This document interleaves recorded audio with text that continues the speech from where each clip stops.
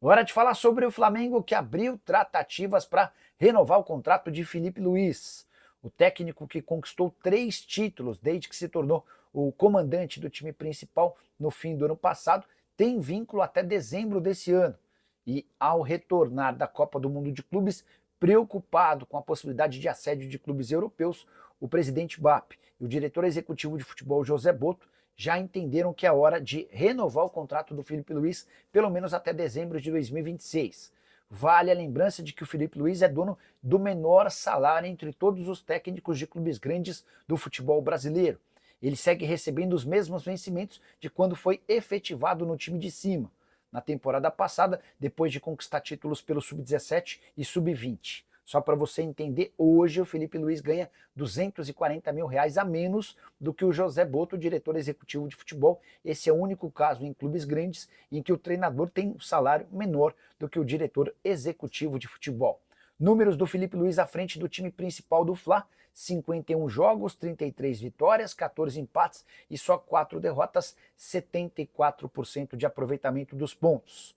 Só para completar, em relação ao rubro-negro, negociações com o Carrascal seguem amarradas por conta das garantias bancárias. A equipe dele, lá na Rússia, exige que o Flamengo apresente garantias bancárias ou então faça o pagamento à vista dos 12 milhões de euros. O problema é que para conseguir garantias bancárias, o rubro-negro precisaria desembolsar cerca de 20% de todo o valor da operação.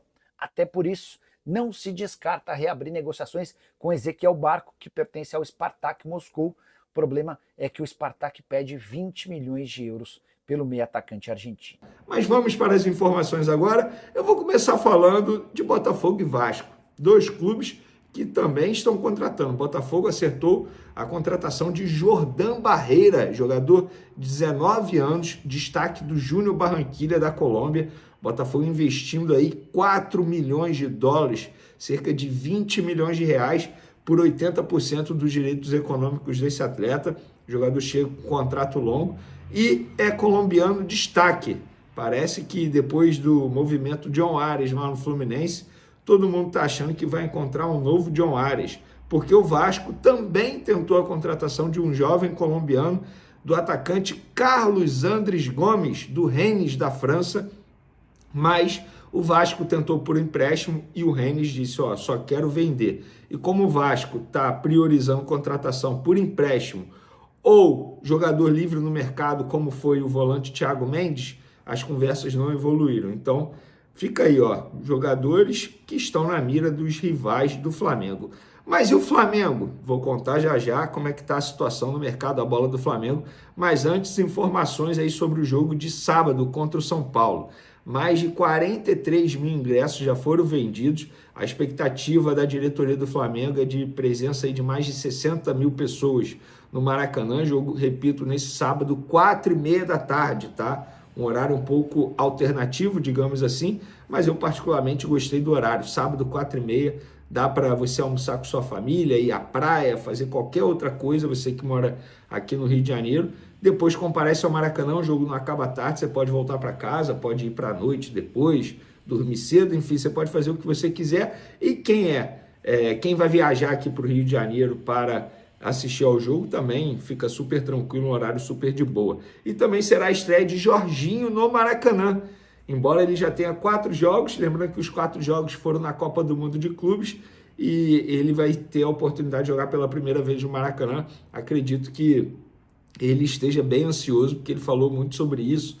Torcida do Flamengo, jogar no Maracanã.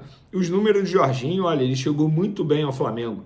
4 jogos, 3 como titular, 1 gol, 2 assistências, 84 minutos para participar de gol, 247 ações com a bola, 91% de acerto no passe, 93% de eficiência nos duelos, 9 faltas sofridas, 4 desarmes e 4 interceptações. Lembrando que os números são do site SofaScore. Repito, ele chegou muito bem e eu, inclusive, votei no Jorginho como o melhor jogador do Flamengo na Copa do Mundo de Clubes. Por falar em Jorginho, tinha muito torcedor achando que ele poderia pegar a camisa 8 do Gerson ou até mesmo ficar com o De La Cruz. A informação que eu tenho é que, por hora, ninguém vai herdar a camisa 8. A chance é maior de um jogador contratado chegar ao Flamengo e pegar a 8, há um De La Cruz pegar 8, um Jorginho, até mesmo o Everton Araújo. Então ninguém vai pegar 8 hoje no elenco do Flamengo, a não ser que um jogador seja contratado e acabe pegando esse número que está vago após a saída de Gerson. Bom, chegou o momento, chegou a hora de contratar, porque a última janela de transferência do futebol brasileiro em 2025 está oficialmente aberta. Começa hoje, dia 10 de julho, e vai até 2 de setembro. Ou seja, lembrando que essa regra, essa janela, vale para todas as divisões do Campeonato Brasileiro.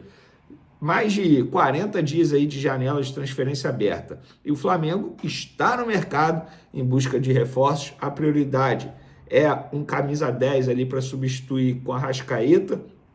Lembrando que a Arrascaeta, por conta da parte física, dificilmente vai conseguir jogar todos os jogos da temporada, obviamente. Então, precisa ter um jogador para substituí-lo. E eu acho que isso aí tinha que ser prioridade desde a última gestão. O Flamengo está no mercado, depois da desistência do Mickey Johnston, de um ponto esquerda, porque o Mickey chegaria para atuar na ponta esquerda. Foi dessa forma que o Felipe Luiz, inclusive, conversou com ele, mostrando o projeto do Flamengo para ele. Ó, eu vou te utilizar na ponta esquerda. E o Flamengo tinha até a ideia já de relacioná-lo no jogo contra o São Paulo, mas vocês já sabem, a situação acabou sendo vetada pelo presidente Bap. E também o Flamengo deseja a contratação de um centroavante com características diferentes às do Pedro, tá? O Flamengo não quer vender o Pedro, não quer negociar o Pedro, não existe essa ideia, esse planejamento internamente do Flamengo. Ah, mas o jornalista Mauro César soltou a conversa de uma pessoa do Flamengo. O entendimento dentro do Flamengo, pelo que me foi passado, que isso foi uma opinião de uma pessoa, tá? E não necessariamente a decisão da diretoria, da cúpula inteira do Flamengo, ou até mesmo do técnico Felipe Luiz. Ah, mas o Felipe Luiz não utiliza o Pedro. Beleza, não utiliza o Pedro, por entender que naquele momento o Pedro não deve ser utilizado. Isso não quer dizer que o Felipe Luiz não quer ter o Pedro no elenco. E a prioridade do Flamengo continua sendo Jorge Carrascal. A informação que eu tenho, inclusive conversei com a pessoa no WhatsApp, estamos priorizando o Carrascal. Nós queremos a chegada do Carrascal, o Jorge Carrascal é o nosso plano A, estamos em cima disso, nós queremos fechar essa negociação. E a negociação está no mesmo estágio, aquilo que eu já tinha explicado para vocês, garantias bancárias. Teve um atraso de dias por conta da situação interna, depois da conversa do José Boto com o BAP, tudo se normalizou, então o Flamengo está tentando a contratação do Jorge Carrascal. Vene e o Barco, que é o Barco, a mesma situação, ele é plano B caso o Carrascal não venha. O Flamengo quer o Carrascal. Se o Carrascal não vier, o Flamengo vai atrás do Barco. Mas, Vene, por que não vai logo atrás do Barco? O Barco é melhor que o Carrascal. Na visão da diretoria, da comissão técnica, Felipe Luiz, o Carrascal tem características mais importantes nesse momento, a parte física. É um jogador que consegue fisicamente entregar mais, intensidade. Além disso, é um jogador mais barato. O Flamengo vai pagar 12 milhões de euros nele, se efetuar essa contratação. O Ezequiel Barco seria, no mínimo, 15 milhões de euros. Além disso, o salário seria muito maior também e características diferentes. Então, por isso, o plano A é o Carrascal. E quando a gente fala plano A e plano B, não necessariamente são dois jogadores que fazem a mesma função, mas plano A para investimento, entende? Ah, mas o Flamengo está com dinheiro no bolso. Não é porque está com dinheiro no bolso que pode rasgar dinheiro. Você aí, quando está com muito dinheiro, no meu caso é raro, tá? Dinheiro sobrando, você começa a rasgar dinheiro ou investir mal, ou gastar por gastar? Não.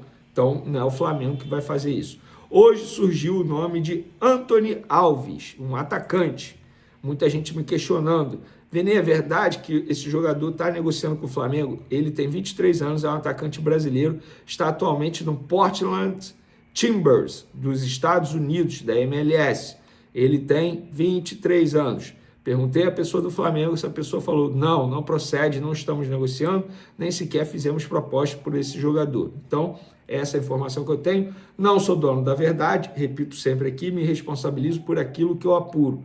Tal como, já falei aqui, o Wallace Ian. O Flamengo não está vendendo o Wallace Ian para o Wolverhampton. O Flamengo tem uma negociação avançada, encaminhada para a renovação de contrato dele, com aumento da multa rescisória, valorização salarial. O Wallace não vai sair.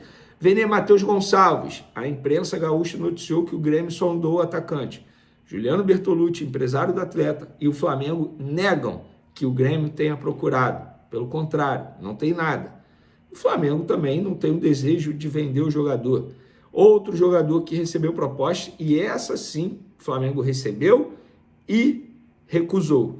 Lohan, do Pisa Sporting da Itália. Já falei isso aí algumas vezes no meu Twitter desde o dia 1º de julho. E o Pisa da Itália já mudou a proposta 2 vezes, só para vocês entenderem. A última proposta foi com obrigação de compra se o Pisa ficasse na Série A do campeonato italiano e o Lohan jogasse pelo menos 50% das partidas. E aí o Flamengo recusou novamente. E por que o Flamengo recusou? Primeiro, porque o Flamengo não tem a necessidade de venda. Segundo, porque o Flamengo prioriza uma venda no caso do Lohan. E terceiro, que o Flamengo acha que propostas melhores, até mesmo de empréstimo, poderão chegar ao longo dessa janela de transferência. Ufa! Acho que eu acabei esse resumão do mercado da bola do Flamengo. Vitor Hugo, o Flamengo também está fechando a ida dele para o Famalicão, até onde eu sei, não voltar atrás. O jogador topa aí, entre aspas, está de mala pronta para poder viajar e agora está entre o Flamengo e o Famalicão. É isso, galera. Espero que vocês tenham gostado do resumão. Tamo junto, forte abraço, fui! É isso aí, nação rubro-negra. Eu já chego te perguntando, essa negociação com o Carrascal vai para frente ou não vai? Se você fosse, né, no caso, diretor aí do Flamengo, negociando com essa equipe do Dinamo Moscou pelo jogador, já teria desistido? Eles vêm aí enrolando demais, pedindo as garantias bancárias. O Flamengo tenta não fazer acordo dessa maneira, porque vai encarecer mais ainda a contratação do atleta. E o Flamengo já estuda a possibilidade de voltar para o plano B, né, com Ezequiel Barcos. Mas é um jogador mais caro ainda. Cara, tá complicada essa situação aí pro Flamengo, porque não desenvolve logo essa negociação e vai aí frustrando, né, o torcedor, que quer logo um jogador para chegar logo, se adaptar à equipe, ao jeito do técnico Filipe Luiz jogar. E isso aí só vai minando, né, raiva e na demora das negociações. Porque quando é para negociar com o Flamengo, os clubes aí querem mais dinheiro, querem arrancar mais dinheiro do Flamengo e atrapalhar demais a negociação. Então, o que você faria nessa situação do Carrascal? Já desistiria logo e procurava outro jogador ou tentaria mesmo avançar? Lembrando que com o atleta e o staff do jogador já está tudo acertado. A única coisa que falta é o Dinamo de Moscou dar o ok, falando aí sobre como que vai receber essa grana do Flamengo, né? O Dinamo de Moscou pediu garantias bancárias e com isso aí o Flamengo não quer fazer dessa forma. Deixa o like no vídeo, se inscreve no canal e ativa o sininho de notificações para não perder nenhum conteúdo do Flamengo aqui no canal Flamengo News.